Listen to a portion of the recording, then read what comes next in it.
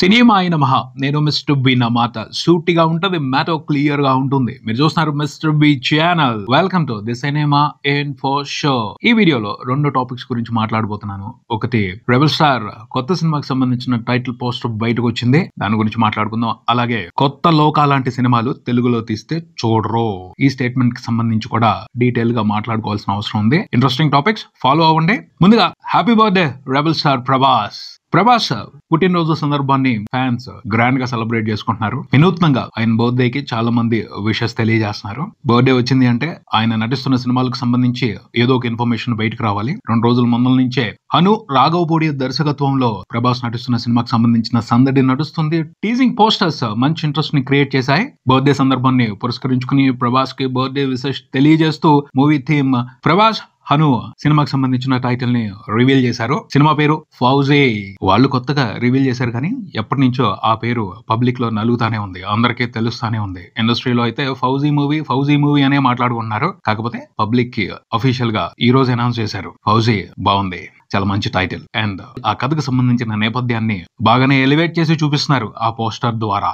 ఈ సినిమాలో ప్రభాస్ ఒక ఫౌజీగా కనిపించబోతున్నారు. ఫౌజీ అంటే సైనికుడు, మామూలు ఫౌజీ కాదు, అతను ఒక బెటాలియన్, అతనే ఒక సైన్యం అన్నట్టు బిల్డప్ ఇస్తున్నారు. ఆ ఎలివేషన్ సూపర్ గా ఉంది. ఒక బెటాలియన్ ఎలోన్ గా ఉంది, ఒక బెటాలియన్ ఒంటరిగా నడుస్తుంది, ఒక బెటాలియన్ ఒంటరిగా పోరాటం చేస్తుంది, అదే ఇతను అని మంచి స్టేట్మెంట్స్ ఇచ్చారు. అంటే 2 రోజుల ముందు నుంచి టీజింగ్ పోస్టర్స్ బయటకు వదులుతూ ఓ హైని ఇంట్రెస్టింగ్ గా క్రియేట్ చేశారు. పోస్టర్ మీద ఎక్కడికక్కడ సంస్కృతంలో శ్లోకాలు రాసి ఆ క్యూరియాసిటీని మరింత పెంచారు. దానికి సంబంధించి కూడా క్లారిటీ ఇచ్చారు. పోస్టర్ మీద రాసిన శ్లోకాలు ఏమిటి అంటే, పద్మ వ్యూహాన్ని ఛేదించిన అర్జునుడు, పాండవుల పక్షాన నిలిచిన కర్ణుడు, గురువు లేని ఏకలవ్యుడు, పుట్టుకతోనే యోధుడు. బాగుంది. హీరో క్యారెక్టర్ కి సరైన బిల్డప్ ఇచ్చారు ఆ శ్లోకాలతో, మంచి హై ఇచ్చారు. ఈ కథ ఒక సోల్జర్ ది, మన చరిత్రలో దాపెట్టబడిన ఒక బ్రేవెస్ట్ స్టోరీ ఇది, ఒక గొప్ప సైనికుడి గురించి తెలుసుకోబోతాం అన్నట్టు ఇన్ఫర్మేషన్ ఇచ్చారు. ఇంట్రెస్టింగ్ గా ఉంది. అను రాఘవపూడి బలంగా కథ చెప్తాడు, బిల్డప్ లో నెక్స్ట్ ముందు మంచి కథ చెప్తాడు. ఇలాంటి హీరోయిజాన్ని బేస్ చేసుకుని అతను ఎంత మంచిగా ఈ కథ చెప్తాడో చూడాలి. పోస్టర్స్ మాత్రం మంచి మార్కులు వేయించుకున్నాయి. పోస్టర్స్ తో మాత్రం అవసరమైన హై ఇచ్చాడు. ఫ్యాన్స్ సెలబ్రేట్ చేసుకుంటారు.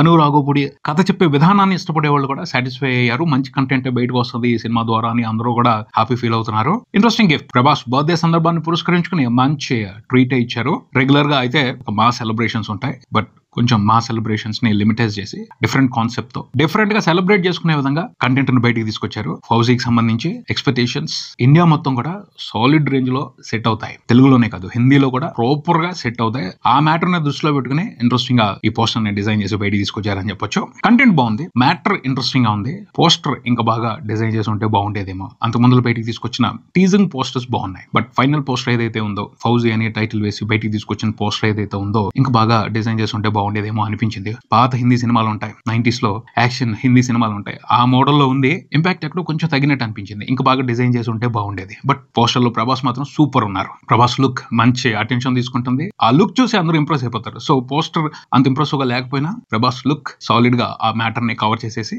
ఆడియన్స్ కి ఇవ్వాల్సిన ఇంపాక్ట్ ని ఇచ్చేస్తుందని చెప్పొచ్చు. అను రాఘవపూడి క్లారిటీగా ఉన్నారు అంటే మాత్రం అద్భుతంగా కథ చెప్తారు. ఈ సినిమాకి సంబంధించి అతని క్లారిటీ ఇప్పటికైతే పోస్టర్ వరకు అయితే ఇంట్రెస్టింగ్ గానే అనిపిస్తుంది. సినిమాని చూపించే ప్రాసెస్ లో కూడా అది ఎక్కడ తగ్గకూడదు, అంతే అల్టిమేట్ గా ఉండాలని మనస్ఫూర్తిగా కోరుకుందాం. Once again happy birthday rebel star Prabhas.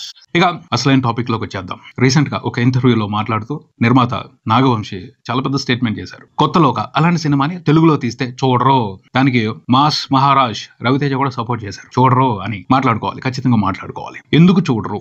Malayalam సినిమాలకి ఎందుకు అంత ఇంపార్టెన్స్ ఇస్తున్నారు? వాటి గురించి ఎందుకు ఇంట్రెస్టింగ్ గా మాట్లాడుతున్నారు? సినిమాలంటే ఇంట్రెస్ట్ ఉన్న వాళ్ళు, సినిమాల కోసం పనిచేయాలి అనుకుంటున్న వాళ్ళు కాదు, రెగ్యులర్ మూవీ లవర్స్ కూడా, ఊళ్ళల్లో ఉంటున్న మామూలు మాస్ జనం కూడా మలయాళం సినిమాల్ని ఆదరిస్తున్నారు. వాటి గురించి మాట్లాడుకుంటున్నారు. తప్పులేదు, ఎందుకంటే కంటెంట్ ఇంట్రెస్టింగ్ గా ఉంటుంది, వాళ్ళు ఇంప్రెస్ అవుతున్నారు, వాళ్ళు ఎంజాయ్ చేస్తున్నారు, అందుకనే మాట్లాడుతున్నారు. కానీ తెలుగులో అలాంటి సినిమా తీస్తే చూడరు, ఇది మాత్రం కంప్లీట్ గా రాంగ్ స్టేట్మెంట్. ఎందుకు చూడరు? అలాంటి సినిమాలకు సంబంధించిన ప్రయత్నాలు అసలు ఎక్కడ జరుగుతున్నాయి, ఎంతవరకు జరుగుతున్నాయి? 1-2 ప్రయత్నాలు చేసి వాటికి సరైన రెస్పాన్స్ రాకపోతే చేతులు దులిపేసుకుంటున్నారు, దాన్ని ఒక పెద్ద బూచిలాగా చూపెడుతున్నారు. మలయాళం కంటెంట్ ను చూసిన వాళ్ళు బెస్ట్ కంటెంట్ తెలుగులో వస్తే ఎందుకు చూడరో ఒక చోట పొరపాటు జరుగుతుంది. క్లియర్ గా అర్థం చేసుకోవాల్సిన పొరపాటది. కంపేర్ చేయండి. ఎందుకు మలయాళం సినిమాలకి అంత ఇంప్రెషన్ వస్తుంది, తెలుగు సినిమాలకి అంత ఇంప్రెషన్ రావట్లేదు అంటే, స్క్రీన్ ప్లే ప్రిపరేషన్ లో, స్టోరీ టెల్లింగ్ లో తేడా ఉంది.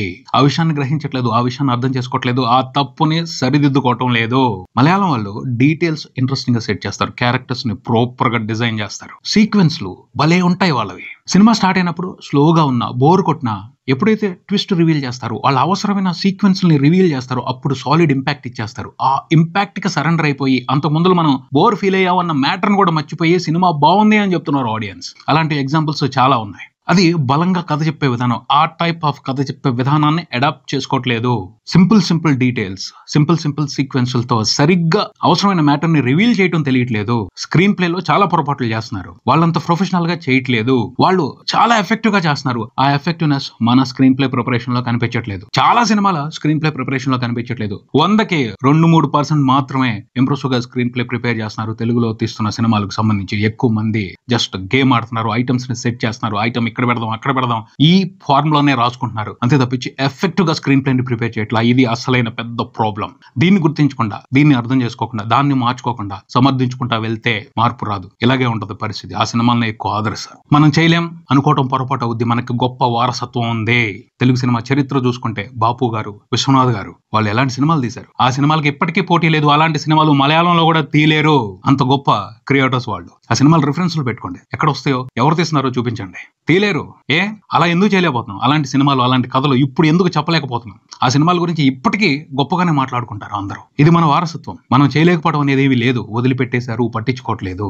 అలాంటి వాటి మీద ఇంట్రెస్ట్ చూపించట్లేదు. ఎక్కడెక్కడో వెతుకుతున్నారు, పక్క భాషల్లో వెతుకుతున్నారు, వేరే దేశాల్లో వెతుకుతున్నారు. మన చరిత్రలో వెతకట్లేదు, మన వారసత్వంలో చూడటం లేదు. ఇక్కడే ఉంది. ఛాలెంజెస్ చెప్పొచ్చు. స్వాతిముత్యం, సాగర సంగమం, శంకరాభరణం ఇలాంటి సినిమాలు మలయాళం వాళ్ళు కూడా తీయలేదు. అలాంటి ప్రయత్నాలు మనం ఎందుకు చేయట్లేదు? అది ఆలోచించండి. ఏదైతే ప్రేక్షకులు ఇలాంటి కంటెంట్ చూడరు అన్న స్టేట్మెంట్ వస్తుందో అది క్రియేటర్స్ నుంచి కాదు, బిజినెస్ మ్యాన్లు చేస్తున్నారు. బిజినెస్ మ్యాన్ ఒపీనియన్ అది. వాళ్ళకి డబ్బులు కావాలి. క్రియేటివిటీతో వాళ్ళకి సంబంధం లేదు. ఇష్టం వచ్చిన స్టేట్మెంట్లు ఇస్తారు. కాకపోతే ఆ స్టేట్మెంట్స్ క్రియేటర్స్ ని ఇన్ఫ్లుయెన్స్ చేస్తున్నాయి. అది తప్పు. అలాంటి స్టేట్మెంట్స్ తో క్రియేటర్స్ ఇన్ఫ్లుయెన్స్ అవ్వకూడదు. క్రియేటర్ అంటే ఏదైనా చేయాలి, మార్చుకోవాలి, అద్భుతాలు సృష్టించాలి. అంతేగాని ఇన్ఫ్లుయెన్స్ అవ్వకూడదు. మార్కెట్ అవసరాలకు తగ్గట్టు ఇన్ఫ్లుయెన్స్ అవ్వకూడదు. మార్కెట్ అవసరాలకు తగ్గట్టు ఇన్ఫ్లుయెన్స్ అయ్యే వాళ్ళు సరైన క్రియేటర్స్ కాదు. వాళ్ళు మార్కెట్ ని క్రియేట్ చేస్తారు, మార్కెట్ ని శాసిస్తారు. సరే, వాళ్ళ కంటెంట్ నచ్చుతుంది మన వాళ్ళకి. యాజ్ ఇట్ ఈస్ గా తీస్తే చూడరు. ఎందుకు చూడరు?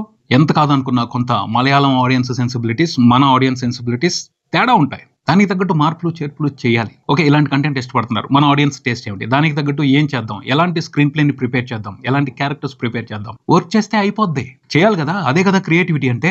అలా చేస్తేనే కదా ఒక సార్థకత. సక్సెస్ కొడితే ఎంత వస్తుంది, ఫేమ్ ఎంత వస్తుంది, డబ్బులు ఎన్ని వస్తున్నాయి. సో కష్టపడాలి కదా, మార్చాలి. మన ఆడియన్స్ ఇంట్రెస్ట్ కి తగ్గట్టు స్క్రీన్ ప్లే ప్రిపేర్ చేయాలి. దీనికి సంబంధించి కూడా మన చరిత్రలో వండర్ఫుల్ ఎగ్జాంపుల్స్ ఉన్నాయి. అంతకు ముందులో రీమేక్లు చేసేవారు, చాలా ఎక్కువగా రీమేక్లు చేసేవాళ్ళు. రీమేక్లు ఎంత బాగుండేవి అంటే తెలుగులో ఒరిజినల్ కంటే బెస్ట్ గా ఉండేవి. చాలా ఎగ్జాంపుల్స్ చెప్పొచ్చు. ఒకప్పుడు తెలుగులో రీమేక్లు చేస్తే అదృపాటుగా చేసి ఉండేవాళ్ళు. ఎందుకని? మన సెన్సిబిలిటీస్ కి తగ్గట్టు, మన ఆడియన్స్ టేస్ట్ కి తగ్గట్టు, మన సాంప్రదాయాలు, మన సంస్కృతికి తగ్గట్టు బ్రహ్మాండంగా స్క్రీన్ ప్లేని మార్చేవాళ్ళు. ఆ ఎలిమెంట్స్ ని, ఆ డీటెయిల్స్ ని తీసుకొచ్చి పెట్టేవాళ్ళు. అందుకని ఒరిజినల్స్ కంటే కూడా చాలా తెలుగు రీమేక్ సినిమాలు అద్భుతంగా ఉండేవి. ఎగ్జాంపుల్ చెప్తాను. భాగ్యరాజు గారి చిన్నరాజా సినిమా ఉంది, తెలుగులో అబ్బాయి గారు అని రీమేక్ చేశారు ఈవీవి సత్యనారాయణ. రెండు సినిమాల్ని కంపేర్ చేసుకొని చూడండి, ఏది బెస్ట్ గా ఉంటుందో చెప్పండి. మామగారు ముత్యాల సుబ్బయ్య గారు తెలుగులో రీమేక్ చేశారు, ఒరిజినల్ చూడండి, తెలుగు చూడండి, ఏది బెస్ట్ గా ఉంటుందో చెప్పండి. చంటి రవిరాజు పిన్శెట్టి గారు రీమేక్ చేశారు తెలుగులో సినిమాని, ఒరిజినల్ చూడండి, తెలుగు చూడండి, ఏది బెస్ట్ గా ఉంటుందో అర్థం అవుద్ది. ఆ వర్క్ చేయట్లా, ఆడియన్స్ ని అర్థం చేసుకోవట్లా. ఆడియన్స్ ని అర్థం చేసుకోవటం అంటే వాళ్ళకి ఏం కావాలో అది ఇవ్వాలని తపన పట్టడం కాదు. మనం ఏమి తీసామో దాంతో ఆడియన్స్ కి సాలిడ్ ఇంపాక్ట్ ఇవ్వటం. సమర్థించుకుంటూ వెళ్తే తప్పు కాదు. ఇది ఆడియన్స్ దే తప్పు, వాళ్ళు చూడలేదు వీళ్ళు చూడలేదు అని సమర్థించుకుంటూ వెళ్తే మార్పు రాదు. మార్పు రానప్పుడు ఏం చేస్తారు? వాళ్ళకి ఏది నచ్చుద్దో దాన్నే చూస్తారు, దాన్ని ఎంకరేజ్ చేస్తారు. ఇదైతే సరైన పద్ధతి కాదు, సరైన విధానం కాదు. ఖచ్చితంగా ప్రయత్నం చేస్తే మార్పు వస్తుంది, కానీ ప్రయత్నం సిన్సియర్ గా చేయట్లేదు. అది ఇక్కడ ప్రాబ్లం. ఆ పైన లగ్జరీ. ఒక సినిమా హిట్ అయితే చాలు కంఫర్ట్ జోన్ లో పెట్టేస్తున్నారు, ఎక్కువ కష్టపడలేదు. ఈజీగా ఎలా అయిపోద్ది, ఈజీగా ఎలా దాటేద్దాం, ఈజీగా ఎలా చుట్టేద్దాం, ఈ ఐటమ్స్ పెట్టేద్దాం, ఫాస్ట్ గా రాసేద్దాం, ఈజీగా ఫేమ్ కొట్టేద్దాం. ఈ ఆలోచన విధానం కూడా మారాలి. మలయాళ వాళ్ళు ఏమి బ్రహ్మ విద్యం కాదు వాళ్ళు ప్రదర్శిస్తుంది. కాస్త ఆలోచించి ఫోకస్ చేస్తే వాళ్ళకి మించిన అద్భుతమైన స్క్రీన్ ప్లేలు ఇక్కడ కూడా ప్రిపేర్ చేయొచ్చు. ఎక్కడైనా కెమెరాతోనే సినిమా తీస్తారు, పెన్నుతోనే స్క్రిప్ట్ రాస్తారు. కాకపోతే ఆలోచన విధానంలో మార్పు ఉండాలి, ఆలోచించే విధానంలో మార్పు ఉండాలి. బలంగా ఇంపాక్ట్ఫుల్ గా కథను రాసినప్పుడు, స్క్రీన్ ప్లేని ప్రజెంట్ చేసినప్పుడు ఎందుకు సరెండర్ అవరో? ఖచ్చితంగా సరెండర్ అవుతారు ఆడియన్స్. అది చేయట్లా. లో ఇంపాక్ట్ఫుల్ స్క్రీన్ ప్లేలో, లో ఇంపాక్ట్ఫుల్ స్టోరీ టెల్లింగ్ తో ఎలా మార్పు వస్తుంది? సమర్థించుకోవడం కాదు, మారడానికి ట్రై చేయాలి. ఇదే ఇక్కడికి మరో వీడియోతో మళ్ళీ కలుద్దాం. ఈ వీడియో మీకు నచ్చితే లైక్ చేయండి, మీ ఫ్రెండ్స్ తో షేర్ చేసుకోండి, మీ అభిప్రాయాన్ని కామెంట్ చేయండి, ఈ ఛానల్ ని సబ్స్క్రైబ్ చేయండి. నేను mister B. Keep watching mister B channel. Thank you.